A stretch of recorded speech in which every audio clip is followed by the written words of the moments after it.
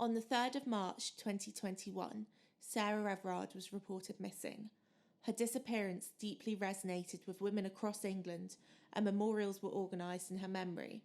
Important conversations opened up about how frustrating it is that women could not ever feel truly safe.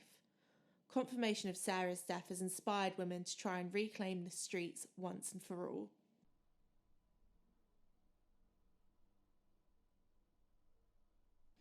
Many women took to social media as a tool to express their anger, sadness, and fear. They posted their own stories, experiences, and wishes for the future to Instagram stories. Mia is an artist who used Instagram to contribute to the discourse around sexual violence. An infographic which she created to share statistics about sexual assault went viral with almost 200,000 likes. Since this, her platform has grown considerably, and she has been using social media to create protest art.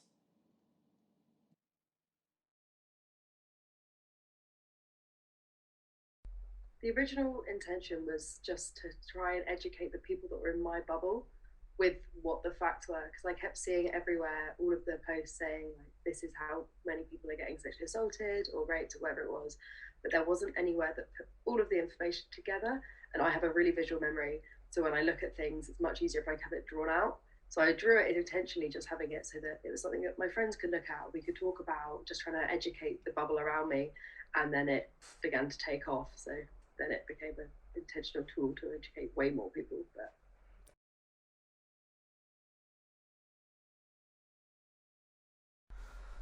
yeah, I really think it does. I think like if you look at art from years ago, it worked and changed. It's always been involved with kind of protest movements and always been around that and like different pockets of artists.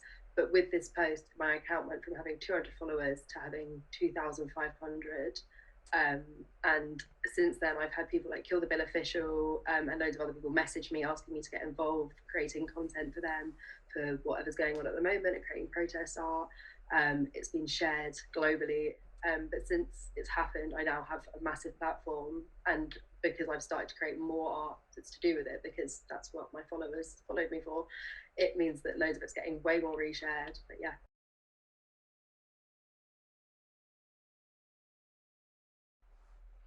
I think it depends on how you bother to use the tools that you're posting.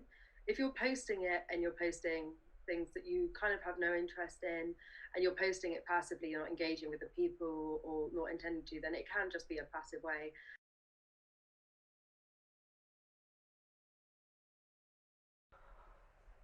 I think obviously a sign at a protest is amazing and being involved in that is so necessary.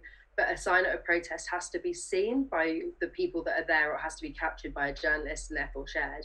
But on social media, you have the ability for a post like mine, which was created for 30, 40 people, to accidentally end up being seen by nearly 200,000 because it can be so globally shared if it wants to be.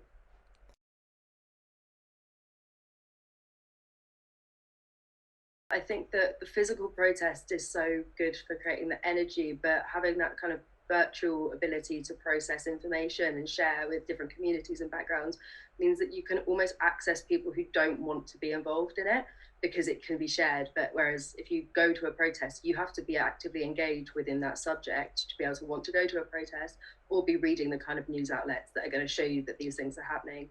Whereas in social media, because your friend group can be so diverse, you have to see things that you might not agree with, and it can start those debates in places where it wouldn't necessarily.